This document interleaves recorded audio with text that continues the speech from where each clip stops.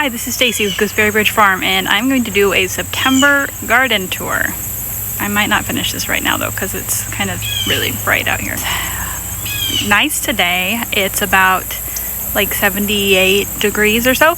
It's going to be back in the 90s later this week, so that's fun. But I'm going to show you around the garden. I have some good things and some not so good things considering everything. I think it's going well.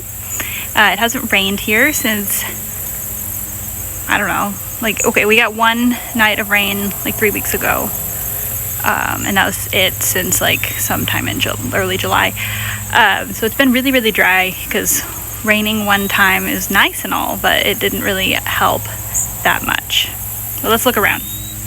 We'll start with this side of the garden. This was our spring garden, and now obviously it's been turned over a couple times. That tall stuff in the back, or yes, I knew I could do this. These are carrots that I planted in the spring. I've been sitting here watering them on and off for a few minutes to try to get the water to actually soak down into the bed. I'm having a lot of issues with this compost I used in these beds this year being really hydrophobic, which I knew was gonna happen, but it's mostly okay as long as I keep watering it like a whole lot every single day.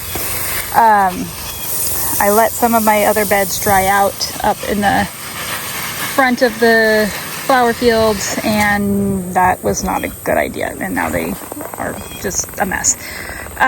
Anyway, these are sunflowers. Three different successions. The middle ones are older than the outside, and then these short ones here are a little newer. We'll see how they do. I usually don't have a whole lot of luck with sunflowers this late in the season, and I've not really grown them in a raised bed before, but we're trying it. They should bloom in about 2 weeks based on when I planted them, but it looks like we might have a few earlier than that. This bed, it did have all sorts of spring stuff in it, and then it was half empty for a while and half basil and peppers. You can see some peppers in there. And then about a month ago, maybe, not quite that long, like 2 or 3 weeks, I don't know, I planted some peas here. These are a dwarf variety of peas. Probably should stop watering while I'm videoing.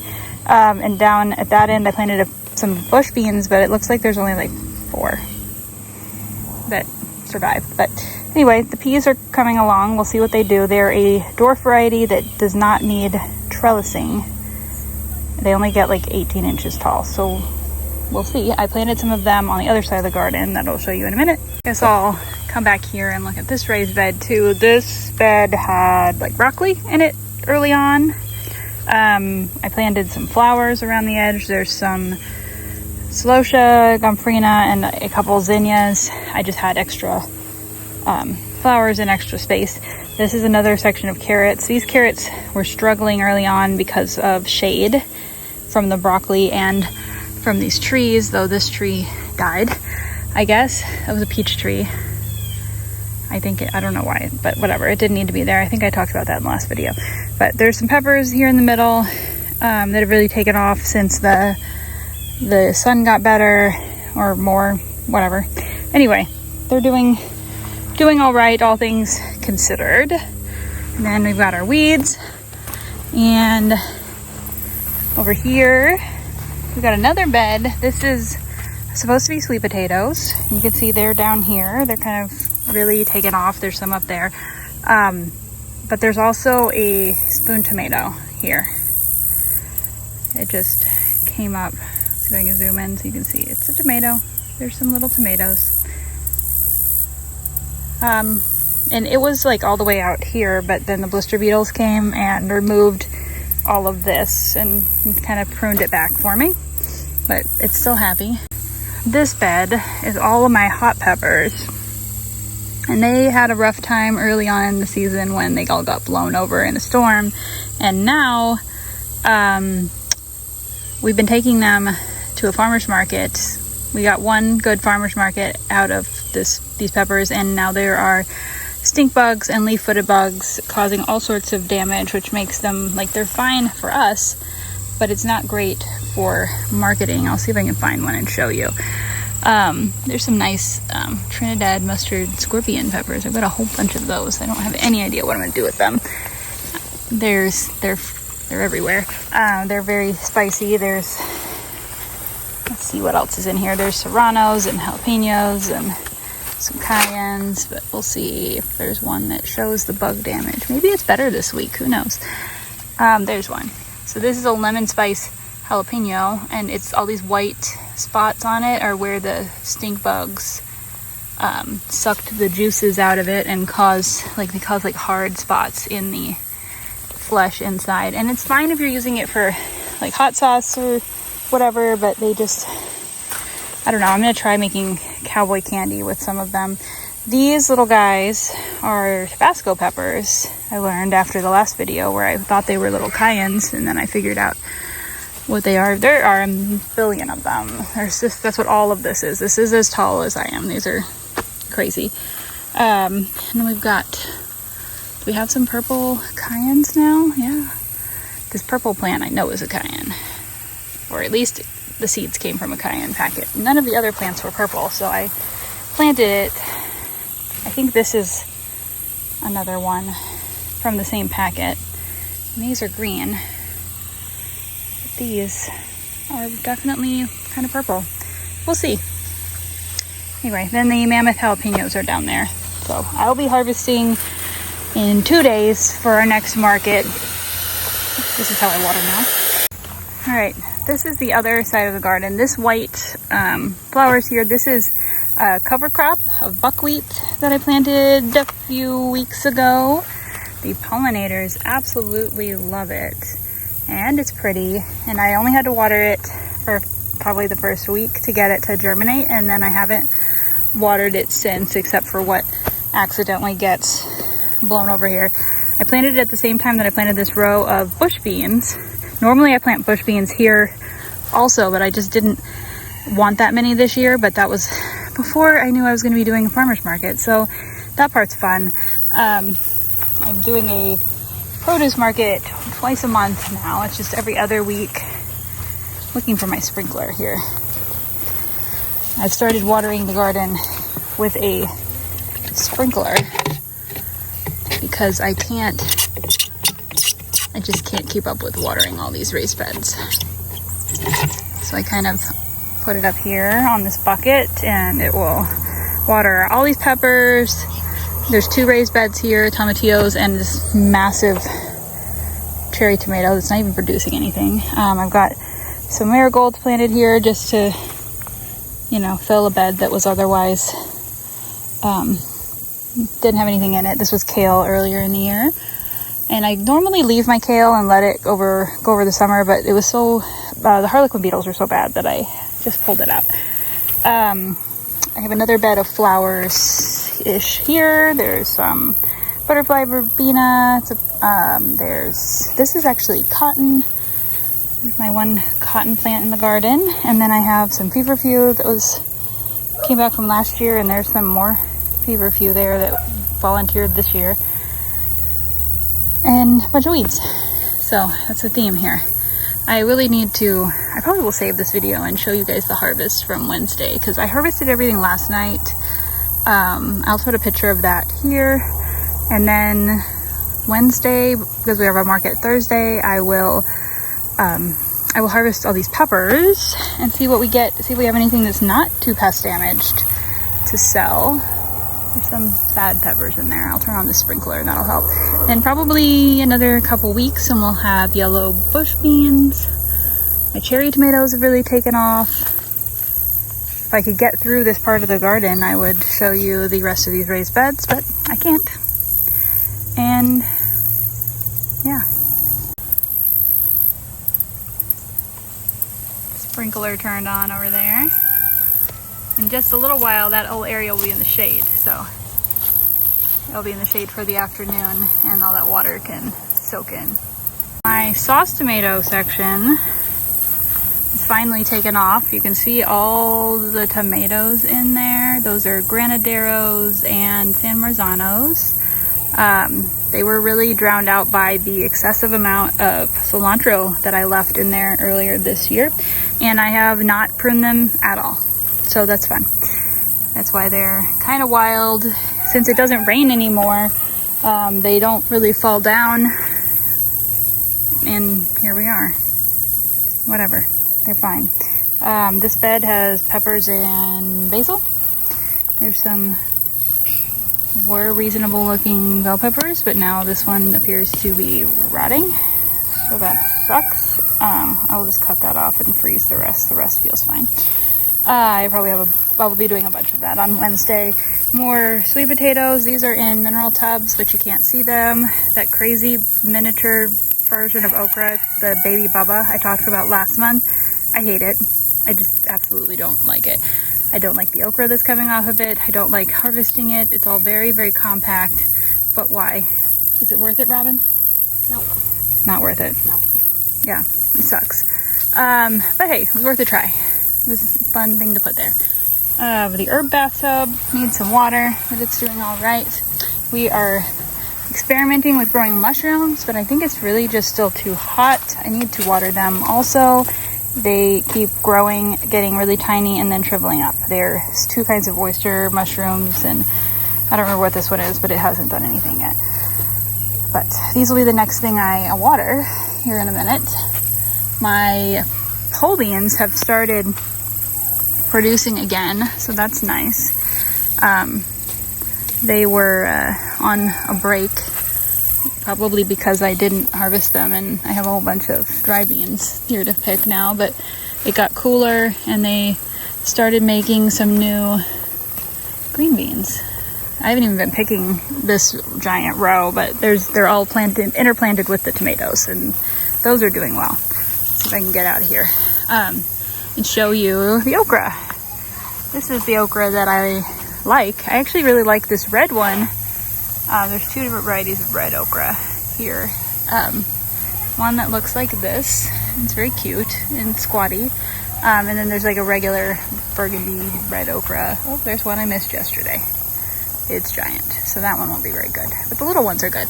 And these plants are really spread out to like, that one up there is a bit excessive. I couldn't even reach that. It's like 12 feet tall. The rest are more normal. And then these green ones are ladyfingers okra, which I missed a lot of okra. Not sure how I did that. There's another one. I'll have to come back later and harvest again. Anyway, these are really good, and they're actually still tasty, pretty big, like this one. This one is going to be really good if I pick it before too long. I don't know. Anyway, but these plants are spread out enough that you can get in there and cut the okra without getting okra all over yourselves. And if you have ever harvested okra, you know that it is extremely itchy. I've also not watered this okra. I watered it once this summer, and I mean, we've had like 2 months with no rain. Driest August on record. So yeah, I mean, it wasn't the driest August on record for us. It was in the city nearby. We got a little burst of rain at the very end of August, or middle, I don't know, whenever that rain I was talking about was. Everything's a blur after the Homestead Expo last weekend. Yeah, in the Ozark Homesteading Expo we went to. We were vendors this year. We had a double booth, and it was a really good weekend, but I don't get up at 5 a.m. Like, that's just not a thing that I can do. All right, I'm back. I was talking about the Homestead Expo over the weekend. I'm going to show you a few clips of that. I really have like almost nothing because I didn't take any videos because it was so busy talking to people and talking about our new book, The Preserver's Garden, which I don't talk about enough on here either, but whatever. You guys get to see it. So, not the book, but the garden. I'm honestly not sure if this year's garden is really the best option for selling books, or best garden. But, I mean, food's happening, so. I'm walking through the garden right now, filling my pockets and with tomatoes. These are blue cream berries from Baker Creek. This one's not completely ripe, but that's about what color they are when they are ripe. This one looks ripe. Ooh, so I can look. Anyway, you have to feel them for ripeness, and I'm trying to pick them a little bit before they're completely ripe, because that's, I mean, on one hand, that's what I do with everything. Hopefully the mower noise isn't too loud. So on one hand, I pick all of my tomatoes when they're blushing. On the other hand, if you pick these particular tomatoes when they're completely ripe and ready to eat, they will split in the bowl or in the harvest basket when anything touches them at all. It's kind of like one of those seed pods that pops open when it's perfectly ready and you touch it. They do that. So that's the downside to these, but they take the berry part of their name, the blue green berries, seriously, and they taste amazing. They don't taste like a tomato, and the texture is not like most cherry tomatoes. Their skin is a lot thinner, probably why they pop so easily, pop open.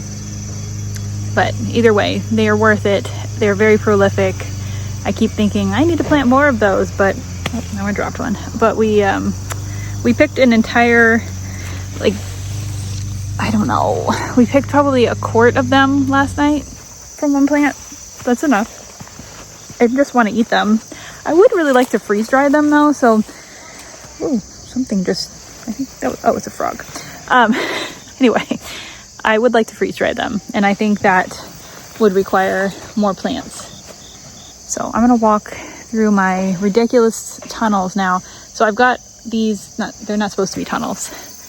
So I've got these rows. These are my tomato rows, and they're kind of taken over. Like, that's all Malabar spinach. I probably should have pulled those when they were tiny, because I don't know what happened to the tomatoes that were there.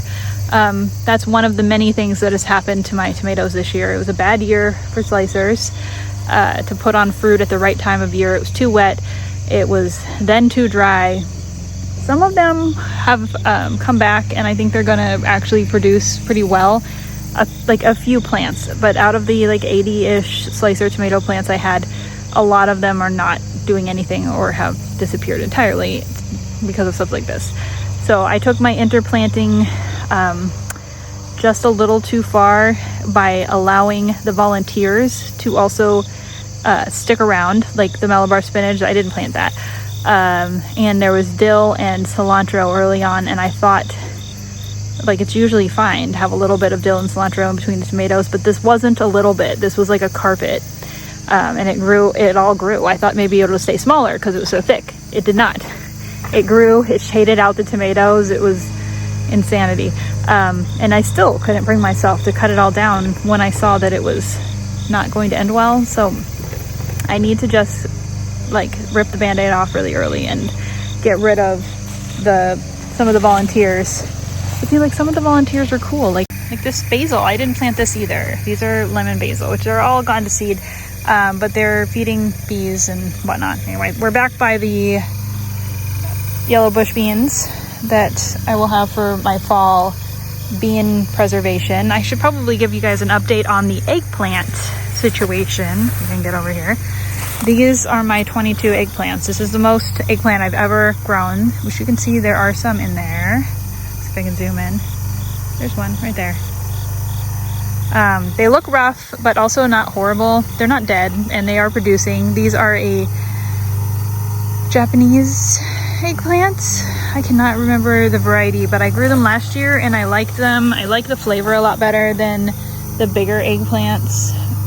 They have less seeds, so they're just, the flea beetles have been rough on them, and I kind of stopped trying to get them off. Also, the blister beetles like really attack them, which I don't see any of them now. But, and we might have, I mean, we're having kind of a fall flush of eggplants. Like, I picked 6, I think, the last week. That's not bad considering. So I don't know, I think I'm gonna try them again next year. I'm also gonna try some new varieties.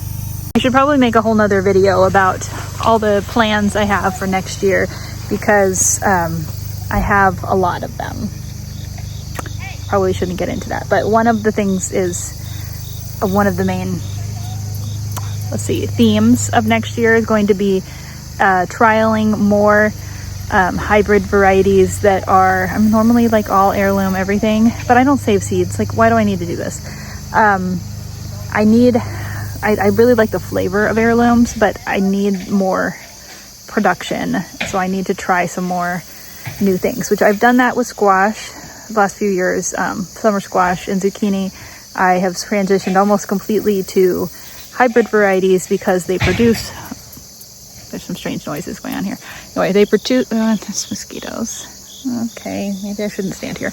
Anyway, they produce more, they produce faster, before the bugs, and they, you know, make it through things that the heirloom varieties just aren't equipped to do. And I want to try that more with tomatoes, even though I really like heirloom tomatoes for eating, like these. I'm looking for my harvest basket now. I don't need all my tomatoes to be this good when you just eat them. Oh, I left the sprinkler on too long. There's a big puddle. Don't need them all to taste this good. There's the basket. I do need more production though for sauce, and that's where the other varieties will come in. And also, I think I mentioned earlier that we're going to be doing more farmers markets. Gotta empty my pockets. There, that's what I've got so far. Gotta take the basket with me now. So, more farmers markets. We're going to be trying to do a regular produce market next year. Hopefully one of the bigger ones around here. Molly, our oldest daughter, is going to be helping with that as far as like making sure someone's always available to be at the market, and she's good at that, and it's a huge thing. It's opening a big door for us to be able to sell produce, and we've always wanted to have like a farm stand type produce here at the farm, but we don't sell enough to make that make sense unless we're also doing something else like this, like a farmer's market. So we will be selling more here and somewhere else. And we already sell milk and eggs and meat here on the farm. So if we can add produce to that, I think it would be good for our customers that we already have. Beans. But we just, anyway, we just need it to make sense. And doing a farmer's market once a week or twice a week will make it make sense. And we're gonna just shift a little bit what we're growing and what we're preserving to make this make sense. I've been wanting to add another income stream. Gotta look down to walk around here. So it will, I don't know, it'll help. I just brought the basket over here and then go walking back to where I had it before. Okay, I need to get serious about actually harvesting before it gets dark. The sun is going down, I guess. It's 56 minutes till sunset.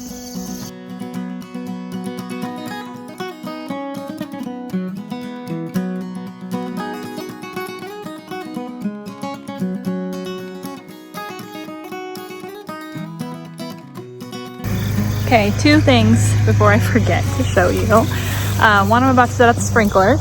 So I was going to show you how I do that. And the second one was these bush beans. So I've been talking about how I planted new bush beans. Let me come down here. These are the new ones, and these are the spring ones that I just basically left for dead and didn't deal with at all.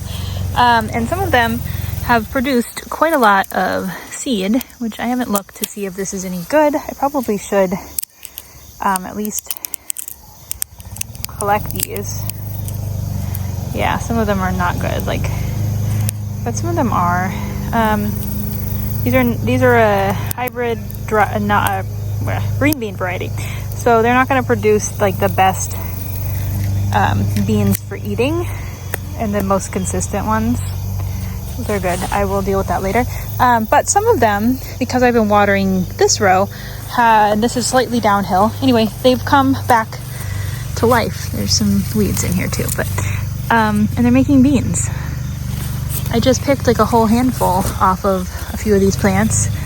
These are really heavy producing varieties that I'm trying to remember the name of this green one. Provider? This is a Provider, and that one is the same yellow bean, you can see them right there, as this row, and they are just crazy heavy producers. And I didn't even realize that these were, I think this one's just a little bit over mature, but that they were producing again. Look at all those. some of them aren't ready, and these plants are kind of really small right now. Like they died and then they decided they weren't dead and like grew all of these leaves on these little tiny, anyway, whatever. More beans. And these are just sturdy, but these plants have done pretty good. They have like a rust sort of situation going on the leaves, and these are growing new healthy leaves. Those not quite as much considering how many more there were, but anyway, it's just something interesting. I bet that one's going to produce more too. It's like growing back, and this one's growing back, but these are just a little behind the others. This is what they all looked like, and then they grew back and started blooming. There's buds all over these, so they like this weather better, that's for sure. The other thing I wanted to show you real quick was this is one of my slicer tomatoes that was just kind of had a late start, but you can see there's like 1, 2, 3, 4, 5, 6, 7, 8, 9, 10, 12, 13, I don't know. There's a lot of tomatoes left on this plant. This is one of the ones that's kind of recovering and doing okay, even though it had a really rough time early on. It has a lot of blight, but like the new leaves are healthy, and it's hanging in there, and that's okay. That counts. This one also has a lot of fruit, and I think we'll still get all that. Hopefully we don't, I mean, on one hand, hopefully we get a lot of rain. I should be going this way. We need rain. But on the other hand, if we get a lot of rain, a lot of these tomatoes that are hanging out in here waiting to ripen will split open. So that's not ideal. Back up so we can see this too. So this is my green bean situation in the garden. Like, I did this kind of on purpose. So I wanted to plant some pole beans in with my tomatoes to shade them when the tomatoes started losing their leaves, so that ones like they have on the end there, those are very exposed. If we were to have like a 90 something degree heat wave, they would potentially get sunburned. But now the tomatoes are way up here. The beans are up there too. The beans here have shaded out these tomatoes completely, but I don't know what came first. Like, I don't know if those tomatoes were mostly dead and sad, like here's the edge of one, and the beans just like took their place, or if the beans caused this. It's a lot of beans. So I think I need to go a little bit lighter on the vines in here. The cucumbers kind of did the same thing early on.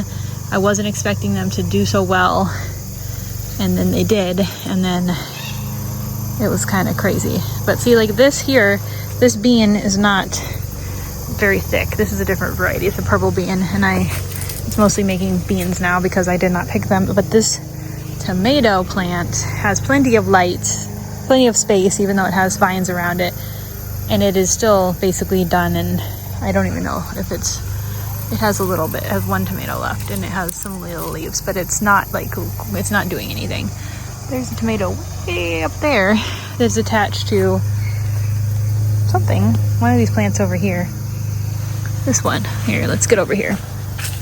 This one, let's see if I can back up. It has a lot of leaves up here shading it, but it also has produced a reasonable number of tomatoes. There's one there, and it looks okay. It doesn't look like the vines caused its problems. Same with this one. It has a lot up here, and it doesn't have that many vines on it. There's no beans over here, I guess. There's one there, and it looks pretty dead. But there are some Malabar spinach growing up it, so I don't even know. I feel like these tomatoes had bigger problems than just being taken over by vines. Now, the ones that were in there, totally different situation. They definitely got taken over by Malabar spinach. Okay, so I guess I gotta figure out where I am. We're gonna walk around the corner where there's another bean situation, but down there at the very end of the row, you can see it way out there. Anyway, there's a sprinkler. I'm gonna turn that on. Gotta walk back and forth a little bit to adjust the water pressure. This is our faucet splitter. This one goes to the chicken house. This one goes to the sprinkler. So I'm just turning it up a little bit because I don't want it to like blast all the leaves. All right, now we're walking back. So you can see what it's doing here. Clearly I don't need the aisle watered, but I do need the rows watered, or you know, where the plants are, every now and then. And these are my sauce tomatoes, so I really want them watered because they're more valuable. I usually would give up on watering tomatoes at this point and just let things take their course. And the tomato plants don't care much, but the main issue is that if you don't water them, then when you do water them, they will split. So you gotta water them a little bit at a time and work up to it. We'll still have splitting if we ever get rain, just because it's been so long. But anyway, so you can see there's a lot of water running downhill because this whole area where my tomatoes are goes gradually downhill this way. It's really probably hard to tell on the camera. So, but if I water at that end and then I pull this down kind of as it goes, it's really watering a lot of this area because it all runs down here. And even if it's in the middle, I have to believe that the tomato roots are stretching under the aisles. But anyway, here is a, oh, can't focus, gotta switch hands, blushing Granadero tomato that I am putting in my bucket. And then just get a bean. These beans are crazy. They're like, this is not over mature, it doesn't have beans in it. It's giant. I don't know what variety this is. I need to go look at my seed packets and figure it out. I have what looks like 4 varieties out here. I gave the seeds like in a baggie to the kids and had them plant them. So now I'm like, what did I plant? Something that really did not go well this year was my attempt at storage tomatoes. So these are like an old Italian storage tomato variety, but bred by somebody more recently. This one is actually trying to grow back. I don't know if they didn't like our heat or what happened. There's some of them here. They just are falling off the plant and rotting. And I did get a good amount of tomatoes off them, but it's like, I don't know, maybe they're a determinate variety. Maybe that's my main problem, because this thing is like dead, and it also did not get very big. I need to research more because I was like not impressed. Anyway, we're gonna go look for beans and cherry tomatoes back here in the back, and then I need to pick okra. There's a leaf-footed bug for you. Those are horrible. They're causing all that damage on everything. Oh, I lost him. Oh, now he's on the ground. They are causing the stink bug type damage. I mean, them and the stink bugs, they all kind of do the same thing. Gotta look around back here. I just try to squish them whenever I can. They are worse this year than they have ever been before. And I don't know if it's just like the weather or what the problem is. It's not something that's very easy to take care of in this, at this stage in the garden. I don't want to spray anything as much as I would have to spray to do anything about them. So, and they're really difficult to hand pick or to find their eggs when the garden looks like this. If I kept things neater, maybe they wouldn't be here. That's possible. I don't know. I'm picking tomatoes. Anyway, I clearly can't focus on multitasking here, but anyway, if I kept it neater, it is possible that they would not be here. That could be why it's so bad, because this is probably like the second craziest garden I've ever had as far as not keeping on top of anything.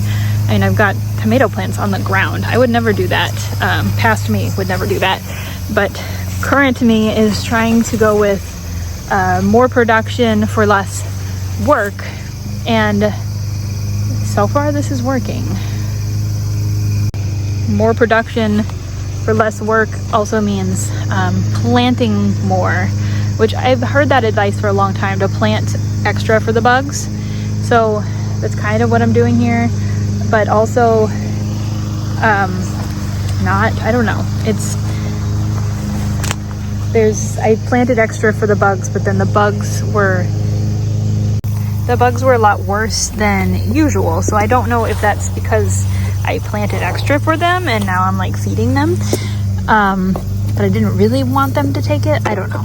Anyway, there's more stink bug or leaf-footed bug damage on these tomatoes. That's why they look all splotchy. Like this one is slightly better. It'll be more obvious when they're completely ripe. All right, I really just need to harvest okra now. I've saved the best for last, right? No, it's actually not the best. It's the worst, and I hate it. It's so itchy. But I also like okra, and I grow a lot of okra. Most people look at this and think you are insane. But I'm growing this much okra because we freeze dry it and eat it year round. All right, here's the current basket. Still has the bowl in it, which normally I would take the bowl out and have it as extra space. Now I'm running into things. I can't get back to I need to get back to the beans. And I'm bringing the basket with me. This is much less full than last night. I don't know if I have a picture of last night's basket. It had been, let's see, I harvested Wednesday and then it was Sunday before I got back out here because of the Homestead Expo situation. So I filled the bowl, the basket, and a cardboard box, like a strawberry flat box. Okay, I gotta pick these beans now before it gets dark. 14 more minutes.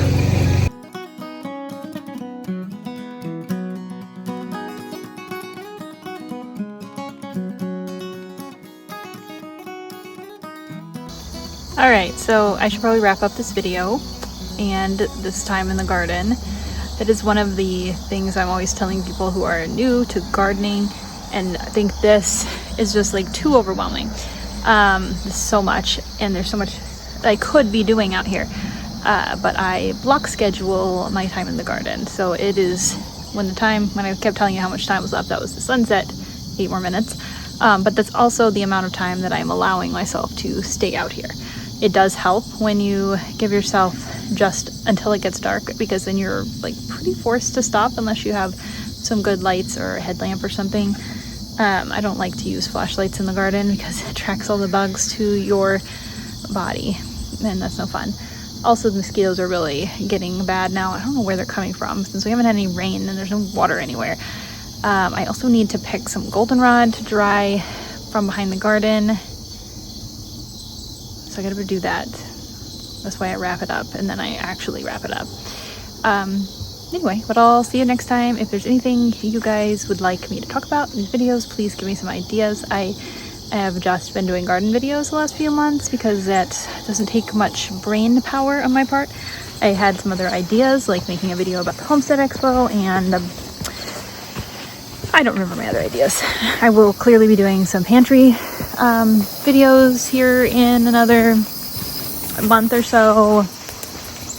Filming in my house is just like not a thing, between the children and the dogs and the smallness of it all. It is really challenging to do that, so I don't normally come up with like, I'm gonna can something today type videos.